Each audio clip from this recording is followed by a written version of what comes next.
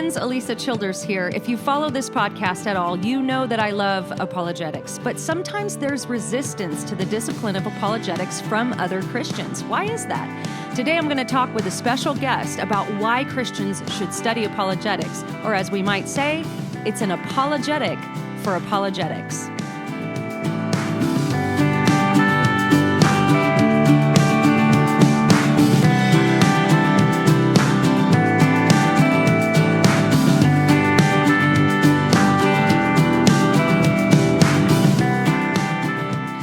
My guest today is Tim Barnett. Tim works with the ministry Stand to Reason as a speaker and teacher who does a good bit of traveling, giving easy to follow and visually engaging presentations that train Christians to think clearly about what they believe and why they believe it.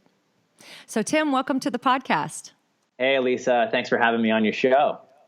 Well, I wanted to have you on for a while, so I'm really glad that we finally worked it out. We did a lot of emailing back and forth, trying to figure out a good time and all that. So I'm so glad to have you on, and because we're going to talk about apologetics, something we're both pretty passionate about. It's may seem like just a basic thing for people who are following our ministries, like we're going to talk about apologetics, but there are so many misunderstandings about what apologetics is, I think. And it seems like a lot of people just don't really grasp what it is. Some people think it's some kind of indoctrination or just a list of beliefs that you just have to believe this, and that's what apologetics is. So just before we dive in, give us a definition. What is apologetics in reality? Sure. I think it's because of the word apologetics. It sounds like, Christian apologists are those guys that go around saying, I'm so sorry, I'm a Christian. It has that kind of apologizing. People think that. I usually joke and say, no, we make other people sorry we're Christians. And we don't do that either, right? We don't do that either. Apologetics, strictly speaking, is a branch of theology that's concerned with giving reasons or a defense for the Christian faith. Okay. Yeah. And so that's what we do. I tell people, look, there's within apologetics, there's kind of positive apologetics and there's negative apologetics. Positive apologetics is the side that looks at arguments for Christianity. So things like arguing for God's existence or for the reliability of the Bible or for the deity of Christ or the resurrection. And then on the other side, you have negative apologetics. And it sounds bad. Like you don't want to be the guy who does negative apologetics, but it's not a bad thing. It's more the defensive side, not the offensive side. So you're answering challenges that are against Christianity. So, for example, you might respond to alleged Bible contradictions, or you may respond to the problem of evil. I know in your current work, you're looking at progressive Christianity. So you're kind of responding to that. That would be an example of negative apologetics. But in either case, you're giving a reason or a defense for the Christian faith. Yeah. When I talk to students about this, to kind of help them visualize what an apologist looks like, I tell them to imagine a lawyer standing in front of a judge and a jury, and they're going to make their case. What does a lawyer do? I mean, we've all seen Law and Order in some of these shows. They're giving arguments for their position. They're responding with counter arguments. They're trying to be persuasive for their point of view. And that's essentially what the Christian apologist does. Yeah. And interestingly, everybody does this. All Christians, in fact, not even just Christians, but everybody is an apologist in one way or another, aren't they? Absolutely. Everyone needs to give an apologetic for their point of view. Not just the Christian. And so, I mean, we at Stand to Reason talk a lot about tactics. And these are our game plan in discussing our beliefs with people who maybe don't share our convictions or our beliefs. And one of the questions we ask that kind of turns the tables a little bit is to ask, how did you come to that conclusion? And this kind of question, if I'm talking with my atheist friend or my Muslim friend or whoever, when I ask them, hey, how did you come to that conclusion? Now they are responsible for giving an apologetic, giving a defense. Give me your reasons for the things that you're saying. Yeah. So it's not just we often, I think, wrongly bear this burden to defend against all kinds of challenges. when we're not necessarily the ones making the claim. That's a great point. And so if my atheist friend says there is no God, it's not my job to give a whole list of, well, oh, yes, there is a God, and here's 5 reasons why. I didn't make a claim. He did. Mm-hmm. Okay, you say there's no God. What are your reasons for that? Now you have to be the apologist for atheism. And so you're absolutely right. I think Christians need to start making the other person defend their beliefs. And we can do that with tactics. Well, and you make a great point, because often one of the objections to apologetics is like, we're not even dealing in a world of truth anymore. I mean, we are post-truth. In my interactions with even some progressive Christians, like, they don't even care about the evidence you're bringing. But you bring up such a good point, because even the person who says, we don't need apologetics, that's a claim. So they have to actually defend. So in trying to live as if we're post-truth, they're actually still really dealing in a world of objective truth by saying, I don't need apologetics, or I don't need objective truth. Those are objective truth claims that they're making. And That's sometimes right. you can use these tactics in apologetics to help people kind of realize that you might think you've moved beyond apologetics, but you're actually still doing it. Yeah, I think that you're right. Kind of this postmodern idea that maybe they'll say there is no truth, this kind of thing. They're not necessarily asking the question, is it true? Although I think deep down they still want to know it's true. But they're asking the question, will it work? Right. And this is appealing not necessarily to the mind, but it appeals to the heart. And I think we have a response to that as well. Blaise Pascal, I think he was the one who said, make good people wish it were true, then show them that it is. And so we're going to appeal to the heart, show them that it works, and then show them, I think, kind of after that with the truth that it's not only that, this thing works, but it actually is true. So we appeal to the heart first, and then we appeal to the mind by demonstrating that it's true. That's good. But I actually think that a lot of people claim to be postmodern, and they still, look both ways before they cross the street. They're still living in a world of truth. And so even though they maybe deny it with their lips, they can't live that way. Yeah. And so I think even apologetics appeals to them as well. Yeah, I think you're right. And so you travel all over the country, all over the world, and you're speaking all the time. I mean, I follow you on Instagram and Facebook, and it seems like you're always in a different place, speaking to this youth group and that church and this conference. So you are encountering a lot of different streams of Christianity, a lot of different denominations. Sure. So I'm curious, when you present apologetics to just the average Christian, what is generally the response? Do you find resistance? Do you find that they're very eager to learn what you're saying? Or what's the general response to what you're presenting? It's kind of a mixture. Mostly it's a friendly environment. They brought me in, but I'll tell you what, here's the number one thing I hear is usually a statement like this: how could I have not heard this before? Wow. How is this the first time I'm hearing arguments for God's existence, or an argument for the reliability of the Bible, or for the resurrection, or whatever? How can I be, and they may be 40 or 50 or 60 or whatever, and they say, how come no one has shared this information before? Wow. So that's that's usually the most popular kinds of responses we get. Mm-hmm. But I also you'll get pushback. You'll, present a case, and you'll hear, from some people, I don't need arguments. Mm-hmm. I just have faith. Right. And by faith, they mean like a blind leap. Mm-hmm. And, here's the problem with that kind of response. First of all, especially for young people, that kind of response is not going to get them very far. Those young people who just have faith, when they show up at university and their professor, or maybe they go to in the workforce and their colleagues are atheists or another religion, and they start challenging them, they're not going to be able to stand up and respond. And, we'll talk about this. There's a number, especially young people in that age 15 to 23, something like 60% are walking away from their faith. Mm-hmm. And I think apologetics is a response to that. So what I found is, I'll go in and I'll do apologetics proper. I'll, give an argument for truth or an argument for God or the Bible or whatever. But what I found is there are people sitting in the pew who don't even realize they need this kind. Yeah.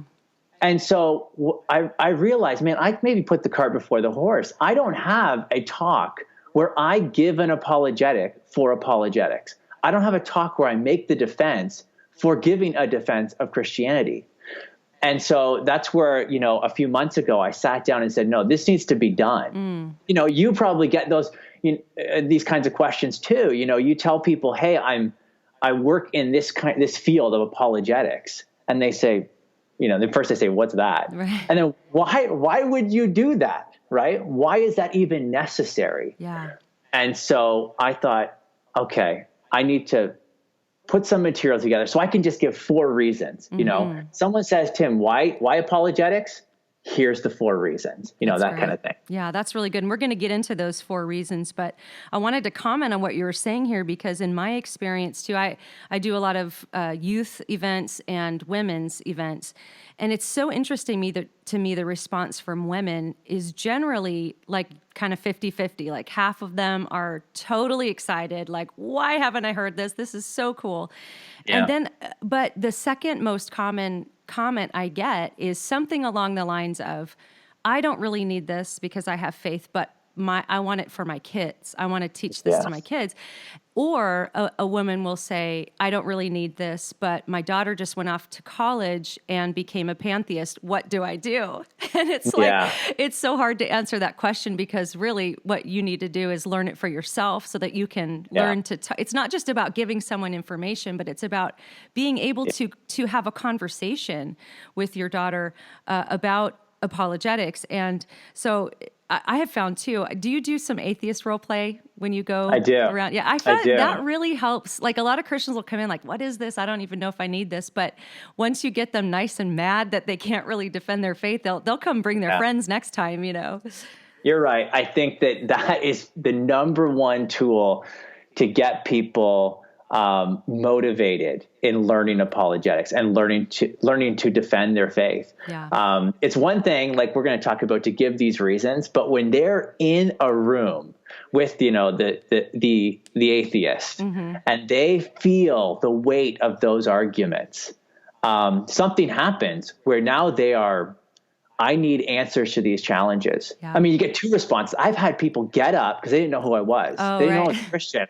And they start heading for the door. One guy was in Vancouver, British Columbia, and he gets his whole youth group up there. And the guy who invited me ran to the back, said, no, you got to stick around. This is, he's a Christian. He's going to answer these challenges. So he did come back. In fact, that guy, when he stood up, it wasn't like he went quietly. Yeah. He stood up in the middle of my presentation, my atheist presentation, and said, everything you're saying is false, and we don't have to listen to this. Wow. And then he starts, as he's heading to the door, I'm like, sir, what did I say that was false? Let's dialogue. He didn't want anything of it. He just, he apologized afterwards.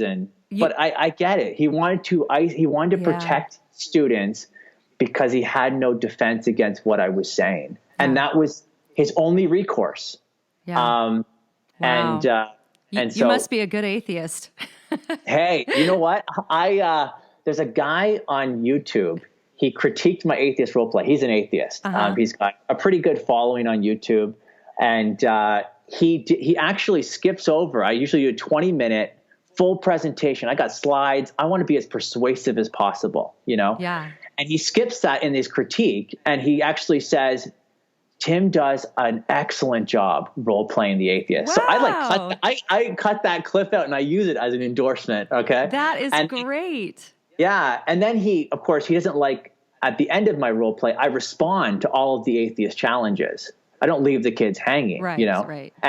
And that's where he took issue. He didn't think my responses were good. Oh, okay. Well, sure, because he's an He's still an atheist. Yeah, atheist. right. Yeah. But he thought I played a good atheist. So I liked it. That's high praise. That's great. It is. I'll take it.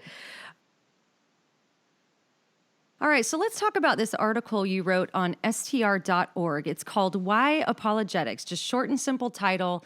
It's been getting some attention. So in the article, you outline 4 reasons why every Christian should do apologetics. So let's talk about, just give us an overview of what the 4 reasons are, and then we'll kind of dive down deeper into each one. Sure. I actually didn't come up with these kind of pithy aphorisms. I think they're easy to remember. I took a class with Dr. Norm Geisler at Southern Evangelical Seminary. And he must be 84, 85 years old now. Yeah, he's getting up there.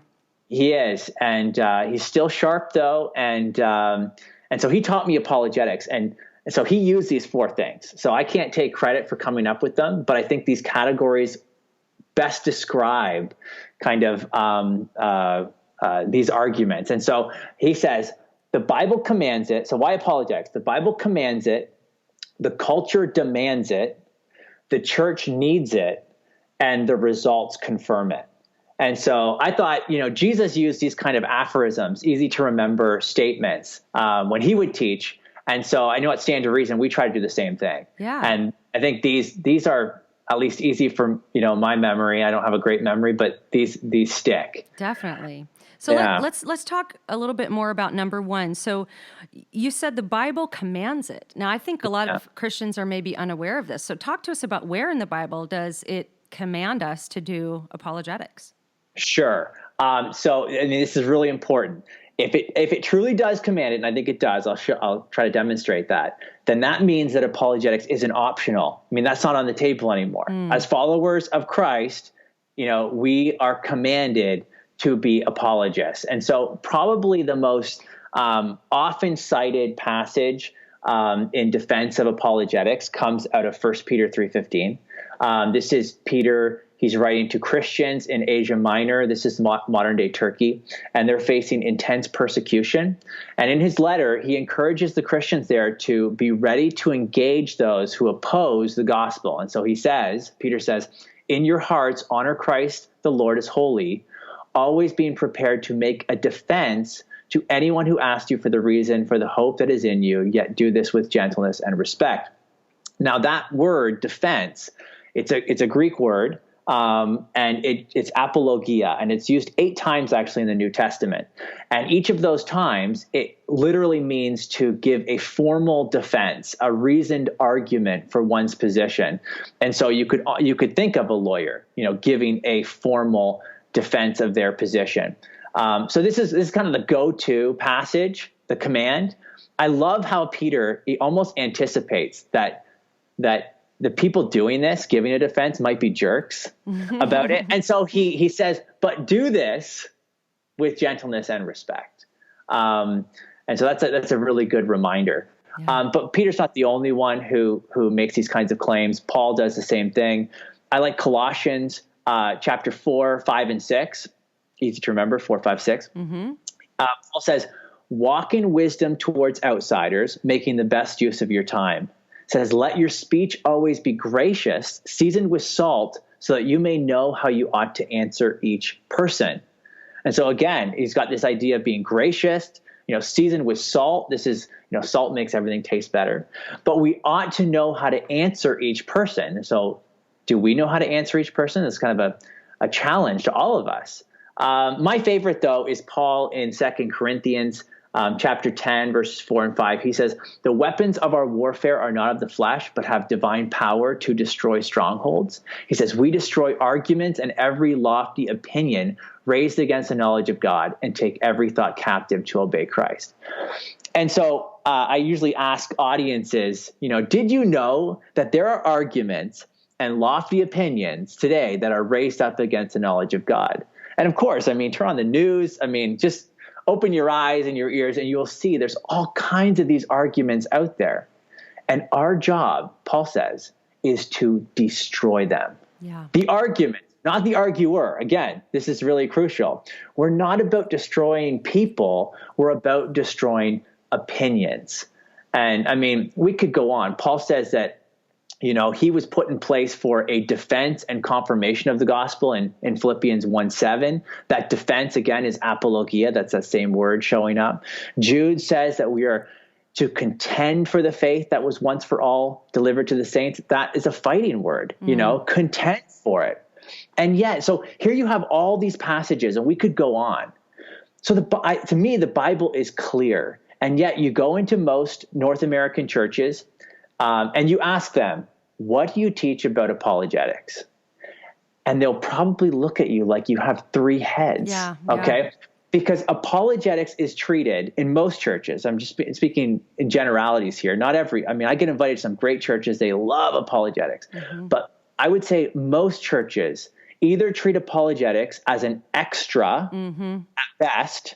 We'll give you, okay, oh, you like apologetics? Okay, we got this corner classroom. Maybe it's just a closet, and you can go to your class over there. Just don't bug the rest of us, Right. So an extra at best, or at worst, it's an error at worst. And so whether it's, I think that's apathy on the one hand and animosity on the other, both of those, in my opinion, are fueled by anti-intellectualism. Yeah. Anti-intellectualism.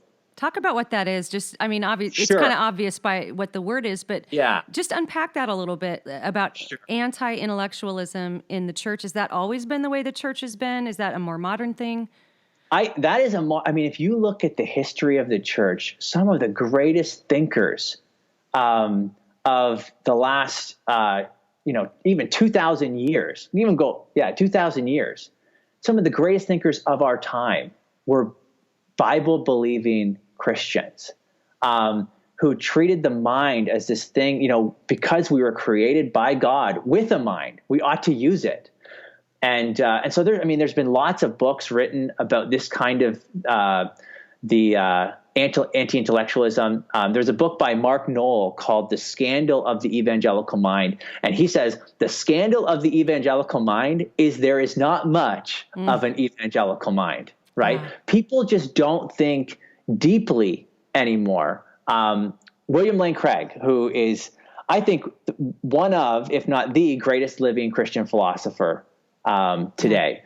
And in his book, Reasonable Faith, which is just an important book that I think everyone should read at some point, he says our churches are filled with Christians who are idling in intellectual neutral. Okay? He says, as Christians, our minds are going to waste. One result of an immature or superficial, one of the results of this is an immature, superficial faith. People simply riding the roller coaster of emotional experience are cheating themselves out of a deeper and richer Christian faith by neglecting the intellectual side of faith.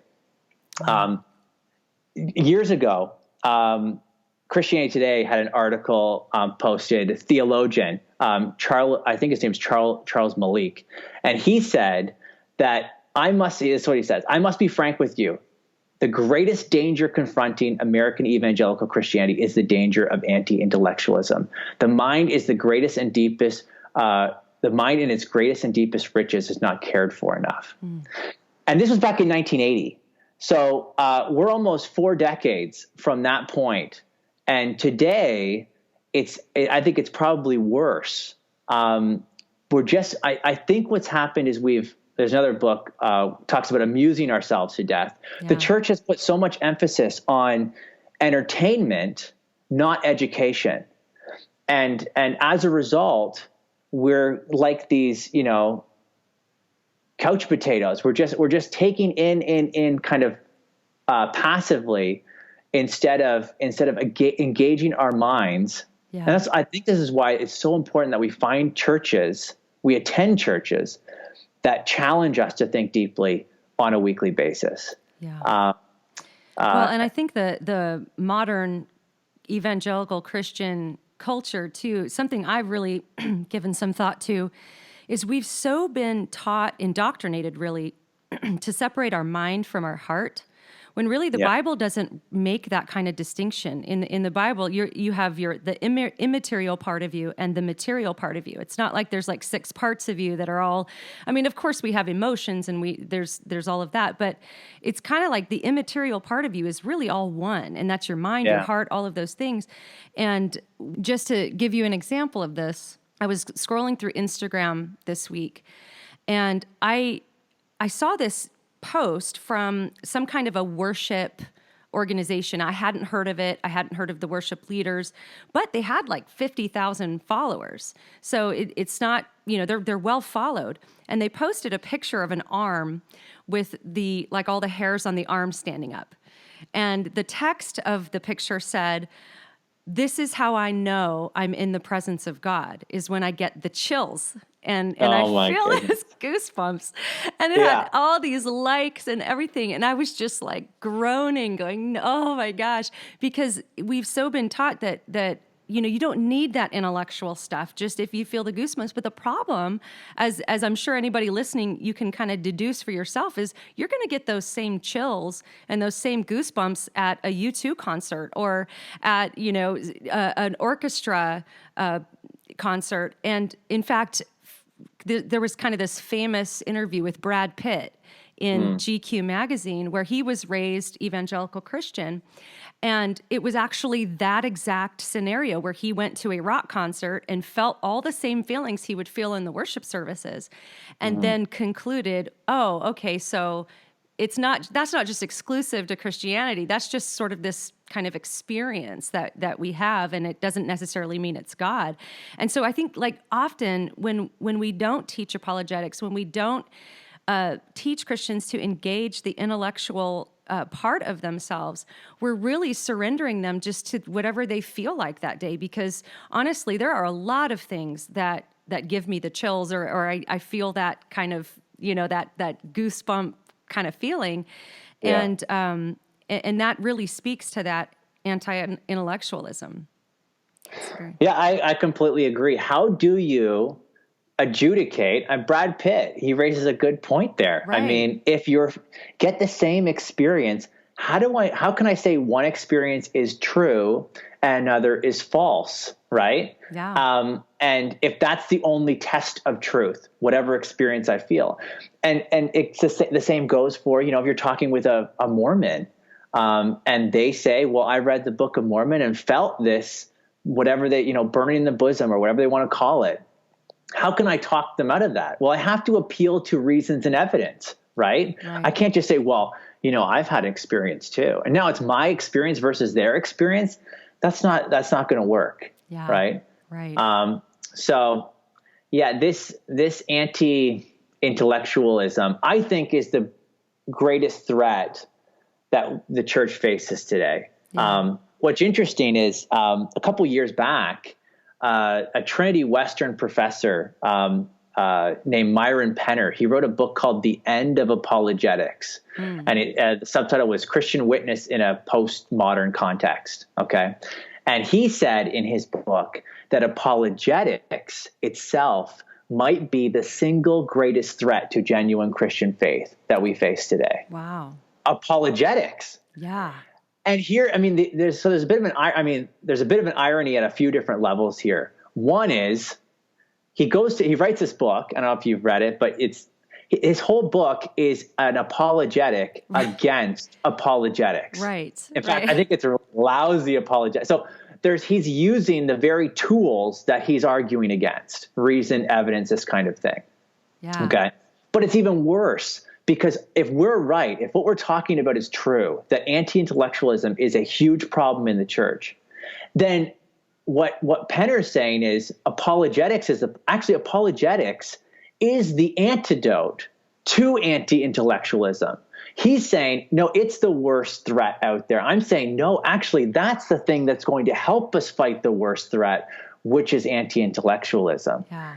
And what's really sad is Christianity Today in 2014 actually gave The End of Apologetics, this book that argues against apologetics, they gave it an award for in the category of evangelism and apologetics. which is, I mean, it's just so, it's just so weird that, yeah, Wow. 2014, it won the award in that category. That is kind of perfect. Yeah. I mean, Yes, we need to be able to respond to this stuff. Yeah. It's, golly, I'm just like processing that. Like, that's the most perfect, just living metaphor for what we're talking about. Wow. We'll have more with Tim in a moment, but I want to tell you about a ministry called Impact 360 and their summer experience called Impact 360 Propel. It's designed to equip students to be culture changers, to dare to step into their leadership calling among their peers through TED-style sessions, experiential leadership training, and small groups. Students are encouraged to own their faith out of their identity in Christ. If you want to sign up your high schooler for this amazing experience, you can go to impact360.org/propel and use my name as a promo code. That's Alisa, all caps, ALISA, for $25 off your tuition. I will be there again this summer speaking, and I'd love to meet your student at Impact 360 Propel. Okay, so how does the culture demand it? Okay, so first thing, the Bible commands it, and that means if you're not giving an answer, if you're not contending for the faith, these kinds of things, then you're being disobedient. Okay, that's the first thing. And I don't want to, so even if the rest of these arguments didn't work, I think they do, but if they didn't, I think number one alone is enough to get me out of my seat and say, okay, I need to be doing this because the Bible says so. But the culture demands it.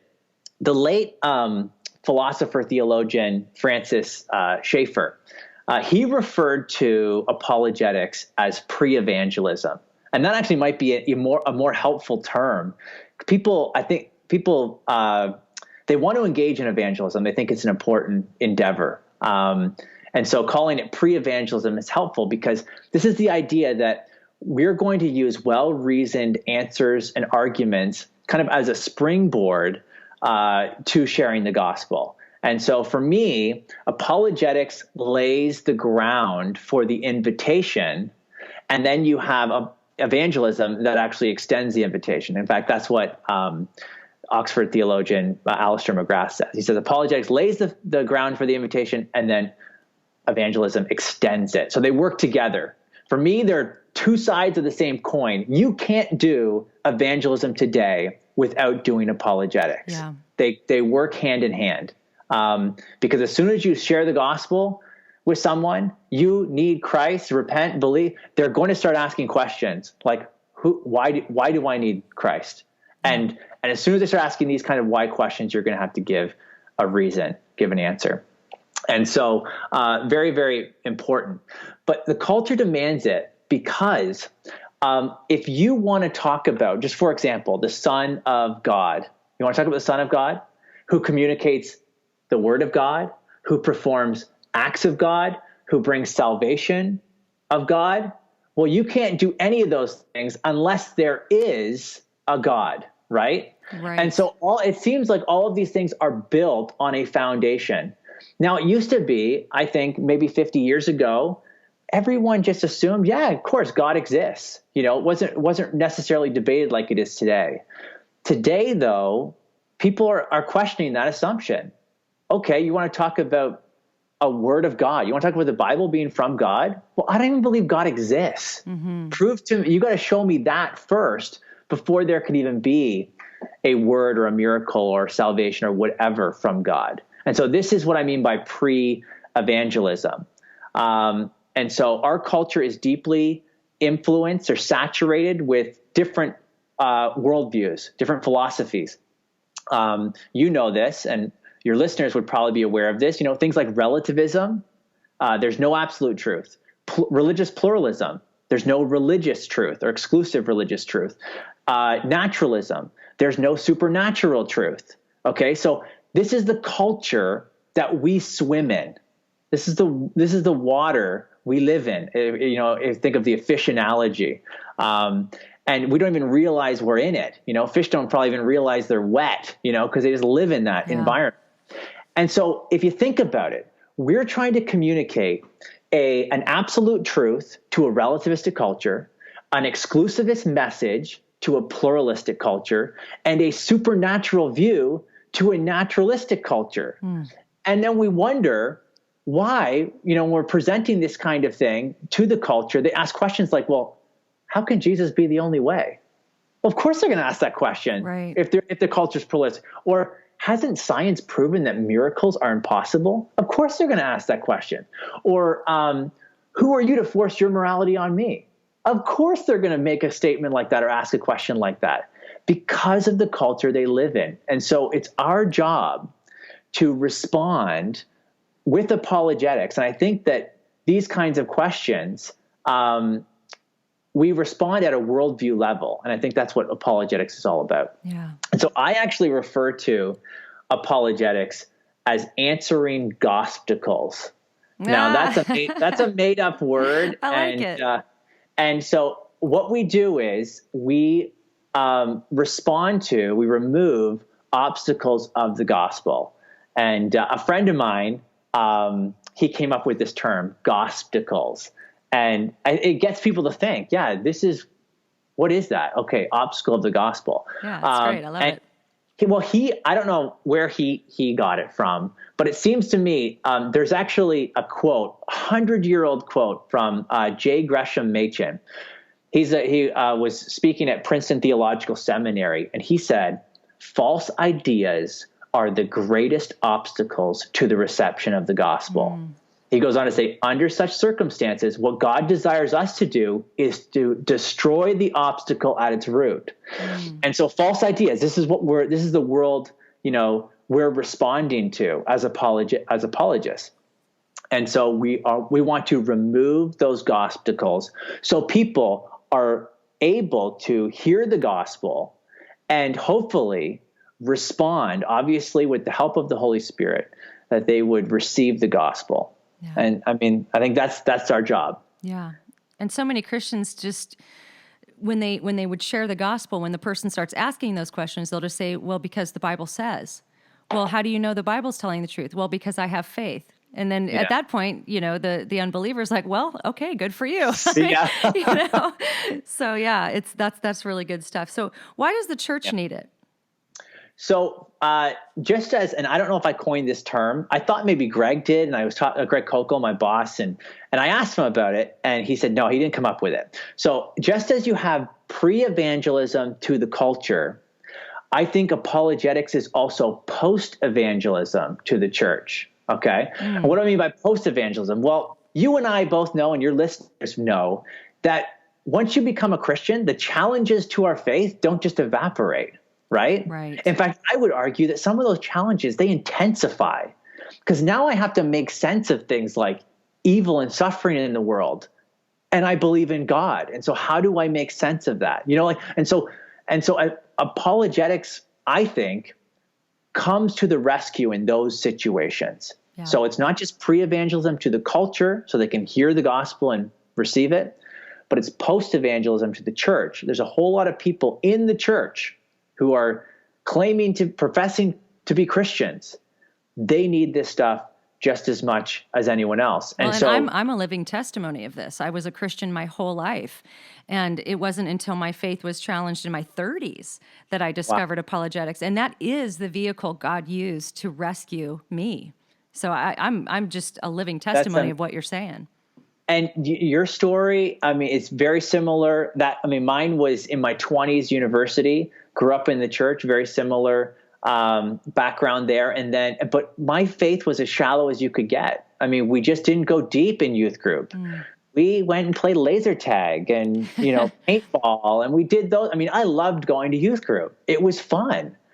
And then we'd open the daily bread, between the activity, and someone would read it, close it up, let's get back to playing. This was what we did. And so it wasn't until I got challenged where I started looking into these things. Yeah. And so I mentioned, 3 in every 5, five young people walking away from their faith by the age of 15. This is starting early. I was just talking with my sister yesterday, Sunday, a couple days ago, and she mentioned to me, because I'm going to be speaking at a camp that her kids are going to be attending, and they've asked me to do basically apologetics, and it's ages, I think it's 8 to 14, okay? And I get like 10 sessions. So I'm going to give them worldview apologetics. That's what they want me to do. Turns out my niece, who is 8 years old, she goes to a Christian school. She's already asking questions like, how do I know the resurrection's true? And she made the comment to her older brother that, well, maybe this is just all a myth. There's lots of things that are myths. Maybe this is a myth. And so it turns out I started talking with my sister and my brother-in-law, and they said, yeah, she's got a real skeptical nature. And her older brother's worried and has her reading J. Warner Wallace, God's Crime Scene, because he read that stuff, and he's worried about his little sister. Oh, yeah. And here's the thing, and your listeners will know this. When we look in the Old Testament, this phenomenon of young people walking away, a generation walking away, it shouldn't surprise us. When, they came into the promised land and Joshua dies, it says in Judges 2:10 that there arose another generation after them who did not know the Lord or the works that were done in Israel. It took one generation, and they had walked away. They turned to idols. And here we sit today, and there are probably parents listening to this podcast and grandparents listening to this podcast, and they're saying, yeah, that's it exactly. One generation gone. Yeah. Now my grandkids or now my kids, they don't want to hear about God. They don't want to hear about Christianity. They think been there, done that. So how do we keep them from drifting away? And my answer is not going to surprise anyone listening. It's apologetics. Now, I don't want to oversimplify here. I get it. People walk away for all kinds of reasons. But when we just look at the research, it is clear that a number of the issues that are cited, the top reasons, are apologetic in nature. Yeah. And so just one study that I'll talk about briefly. David Kinnaman, he's the president of the Barna Research Group. In 2012, they published a 5-year study where they looked at why young people are walking away from the faith. And they summarized the top 6 reasons young people leave the church.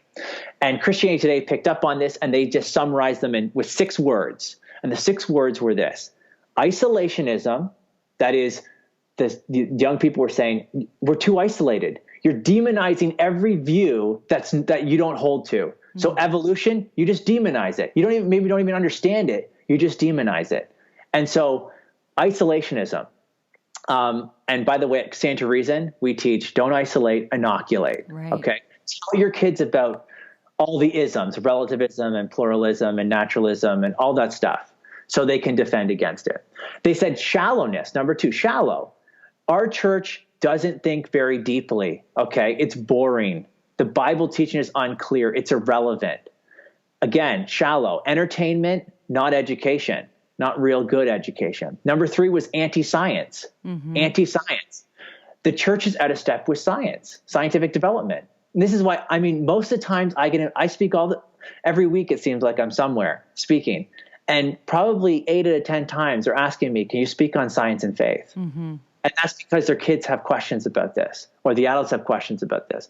Number 4 is sex. They think the church's view of sex is too simplistic, it's too judgmental.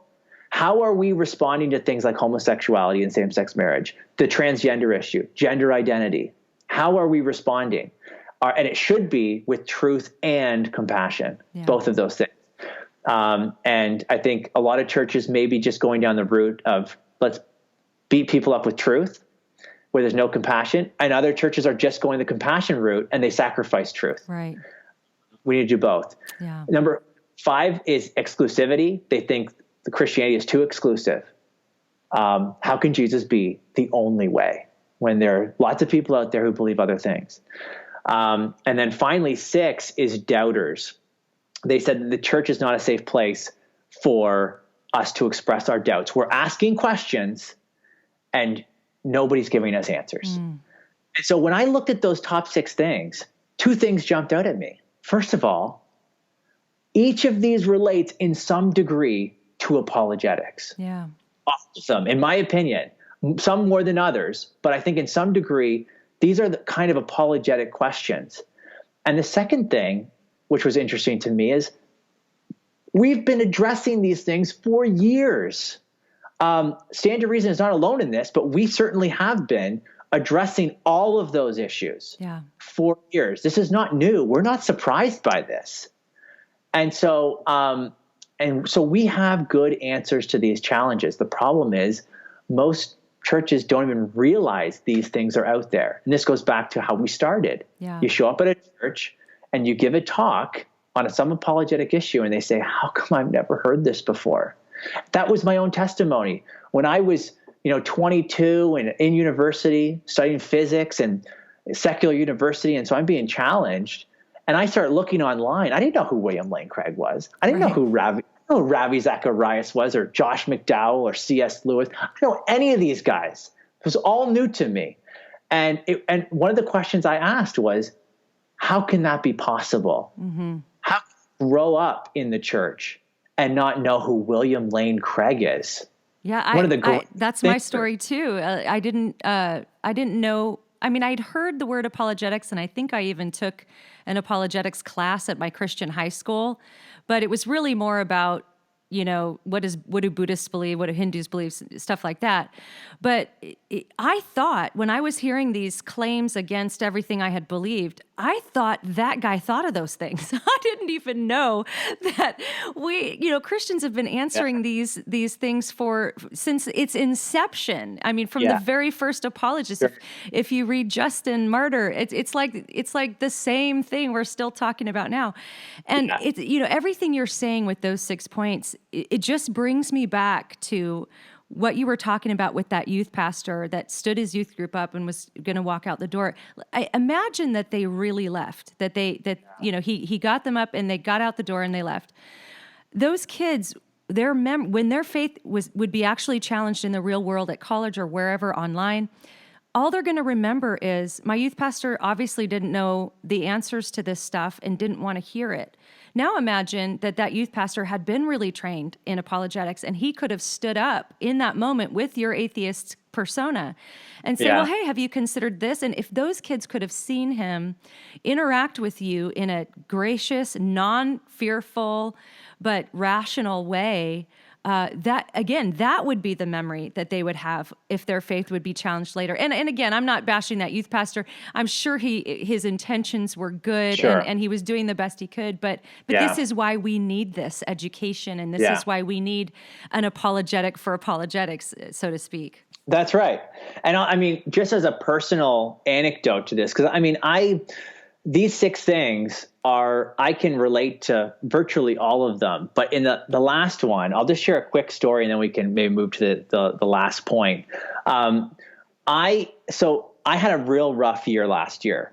We lost 4 family members and a close friend. So, I mean, 2018, I can say without a doubt, for our family, it was a worst year of our lives. Okay. If I could erase 2018 and just, somehow skip it, definitely want to do that. But, and so one of the people we lost was my grandfather. Now, actually that was last March, almost a year ago. And I remember being overwhelmed with feelings of doubt. Now, the night before, I actually was really cool. I got to share with my grandfather the gospel, and I had prayed that morning. I got a call that morning. My mom said, your grandpa's in the hospital. His kidneys are failing. You need to go see him. So we brought the whole family, and we ended up not getting in because they were doing tests on him and some things. And so there was about 30 of us. I have a huge family. Okay. Just a massive family. On the one side, there's 60 of us that get together at, Christmas. On the other side, there's probably 35 now, something like that. So there's like 30 of us in this waiting area in the lobby. And I'm thinking, how am I going to speak truth, share the gospel with most of my family who are unsaved? Okay. It's going to be awkward, but Tim, you got to do this. Well, it turns out we couldn't go in. And so I took my kids home. We waited over an hour. took him home, and I went back to the hospital on my own with my sister. Turned out we couldn't, we got there, all my family's gone. And we thought maybe they moved my grandfather. Well, it turned out there was a tuberculosis scare. They thought they had identified it in the room, and they said, you can't go in there. Well, I said, I'm going in. I don't care. And so they put these like hazmat suits on my sister and I. We went in there, and I was able to share uninterrupted. My sister's a believer as well, for over an hour about the gospel. And this is my grandfather, who's in his 80s, and who has been hard to the gospel his whole life, virtually his whole life. And he says, yeah, I want to believe. I want to trust Christ. Wow. And I'm thinking, okay, is he on drugs? Like, what is happening here? Like, this is not how it's supposed to be. Yeah. He's now supposed to raise challenges, and I'm supposed to answer those challenges, right? No, he was ready to receive it. Very interesting. Anyways, the next morning, so we were really the last people he spoke to. He passed away the next morning. I'm driving to the airport in the morning. I'm going to Dallas Rethink, a student apologetics conference, and I'm overwhelmed with feelings of doubt. Questions in my mind are, who am I to share about eternal life, the afterlife, with a dying man? How can I be so sure that I'm right? I'm not that smart.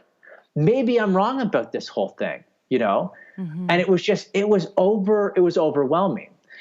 Now, the irony of the whole situation wasn't lost on me, because here I am, a professional Christian, you know, I get paid to be a Christian. You know, I'm an apologist. I'm going to an apologetics conference, and I'm driving to the airport, and I'm feeling these feelings of doubt. And this echoes in my mind.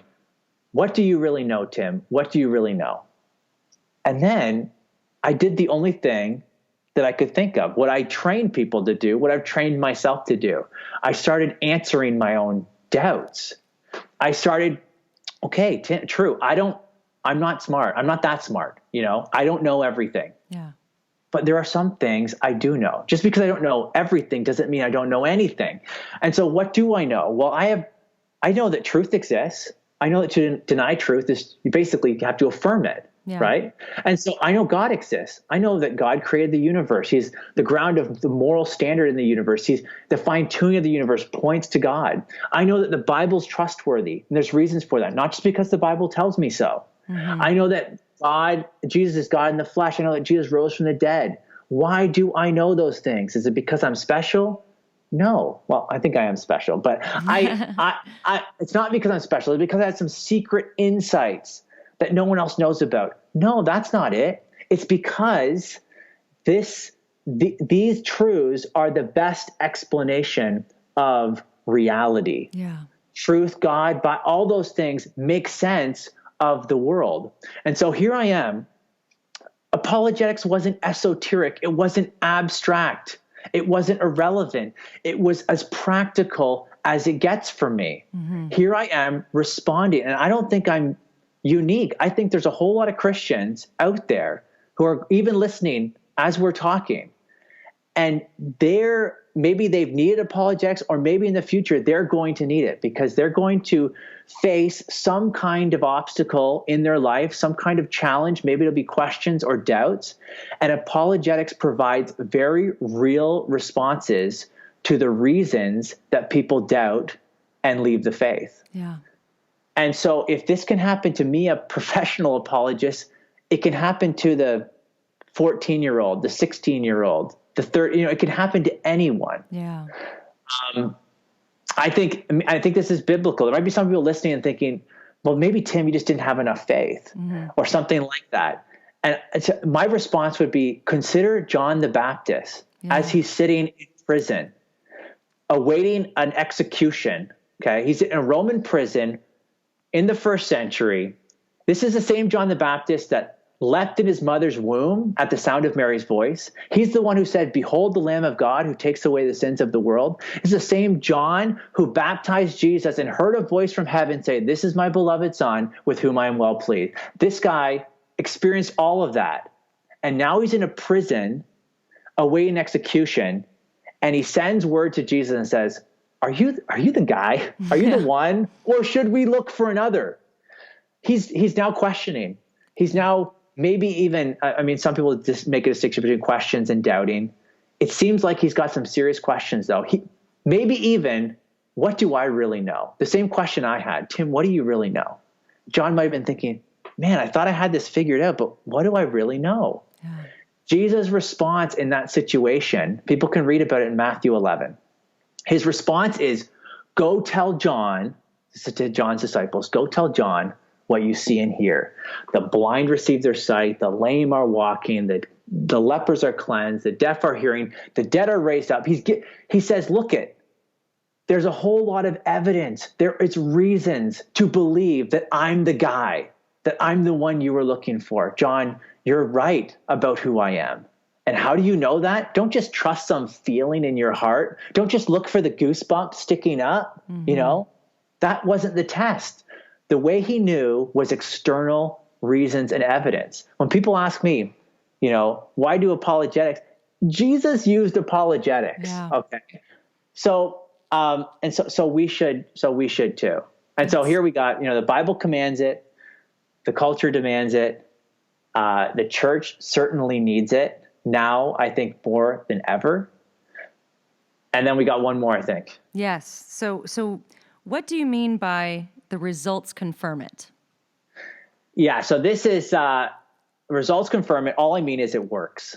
I think that's what Norm Geisler meant by it. It's just apologetics works. Yeah. If you try it, I mean, you already gave your testimony. My own testimony is that this is the kind of thing that leads people to the truth. But it's not, I mean, we could talk about those anecdotal situations, but I think if you just go to Scripture, Paul does this in the book of Acts over and over and over again. And so if people want to check out, go read Acts 17.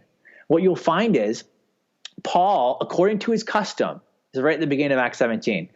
He goes into the synagogue, and this was his custom. It says in 3 Sabbaths, he reasoned with them from the Scriptures. Goes on to say, explaining and giving evidence that Christ had to suffer and rise from the dead.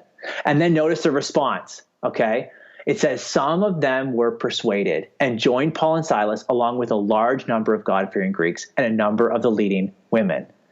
That's verse 4. So here we have just one example, and we could point to many, where Paul used apologetics. He explained and gave evidence and reasoned with people. And what happened? People were persuaded. Yeah. And so it's biblical. Paul did it. The results confirm it there. But also, there are many, many, many people. I run into them all the time, but there's the famous guys like C.S. Lewis, guys like Josh McDowell, Lee Strobel, J. Warner Wallace, Nabil Qureshi, Abdu Murray, David. I mean, you could go down the list of these guys who are now kind of in this business, who are now kind of professional apologists. Mm-hmm. This is their story. Yeah. They came to Christ, and it was through apologetic argument and evidence. Yeah.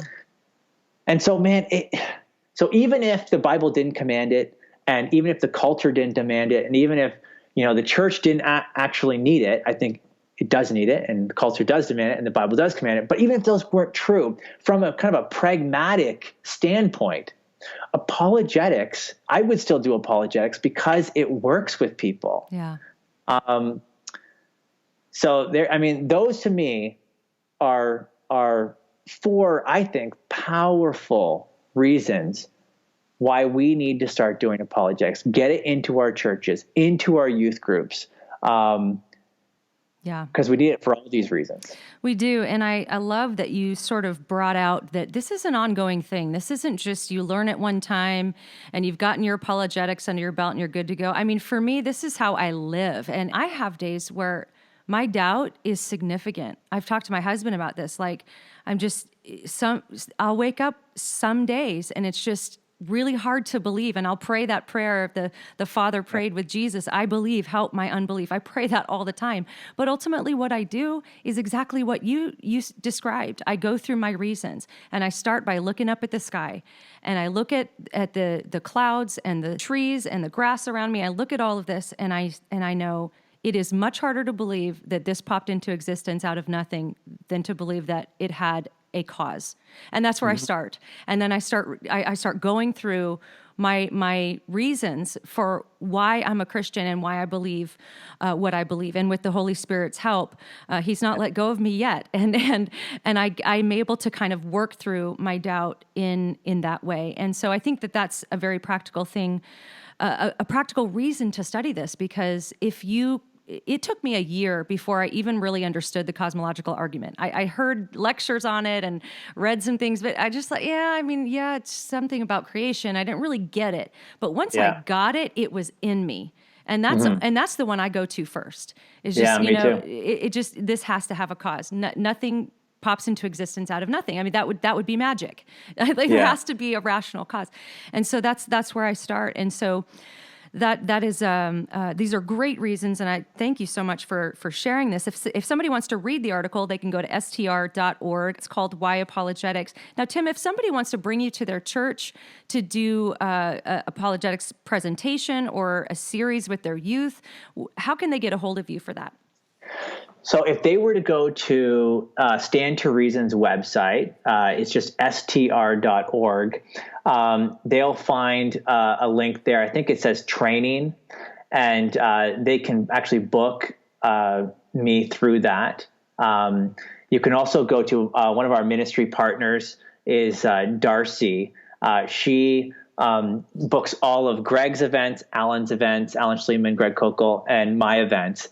And so if you were to email just Darcy, DARCY, at str.org, you'd get her directly. And then she works out all the details. She is a wonderful lady, and she takes care of all that stuff. She basically just tells us where to go, and we go. That's great. Okay. That's great. So take advantage of that. Bring Tim to your church and get this going at where you are. In fact, if you're listening and maybe you're not a pastor at your church, but I have found that when you actually will present these ideas to pastors, like, hey, I'd love to bring this person in to talk about this.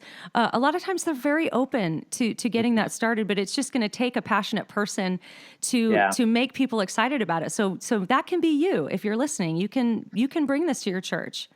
Yeah, we often will go places, and one of the first questions I'll ask when I get up on the stage is, hey, does anyone who here is familiar with Stand to Reason? And it's usually, I mean, sometimes you go to places where there's lots of people, but most of the time there's less than a handful. It's usually the guy who, really pushed to get me invited there.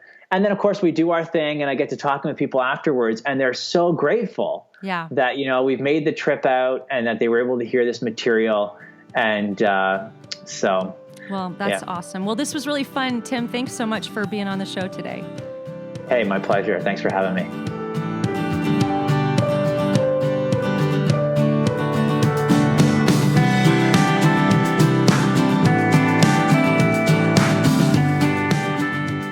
If you enjoyed listening to this podcast, you can sign up to receive my posts by email by going to alisachilders.com and clicking the subscribe button, or simply subscribe to the Alisa Childers podcast on iTunes.